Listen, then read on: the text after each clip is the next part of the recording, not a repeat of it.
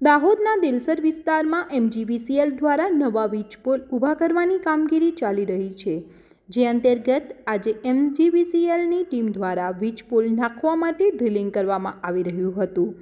તે દરમિયાન નીચેથી પસાર થઈ રહેલી ગેસ લાઇન તૂટી જતા ગેસ લીકેજ થયો હતો। ગેસ લીકેજની ઘટનાને લઈ આસપાસના વિસ્તારમાં અફરાતફરીનો માહોલ સર્જાયો હતો।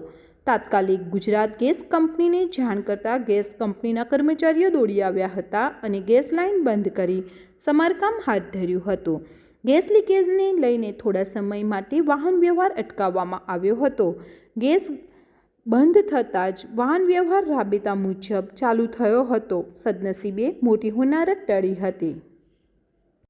એટલે આજે સવારે જ્યારે અમારા ઇમરજન્સી નંબર પર MGVCL વાળી ટીમે ફોન કરીને જણાવ્યું કે પોલ લાઇનનું ઇન્સ્ટોલેશન કરતી વખતે જે ડ્રિલિંગ કરે એમાં લાઇન ડેમેજ થઈ છે અને ગેસ લીકેજ થયો છે। અમારી ટીમે ત્યાં પહોંચીને ગેસ સપ્લાયનું આઇસોલેશન કરી અને જે આગળની કાર્યવાહી કરવાની હોય રિપેરિંગનું એ કામ કર્યું છે।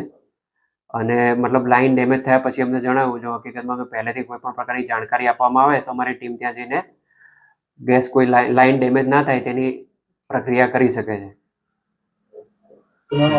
સિદ્ધાર્થ રાઠોડ।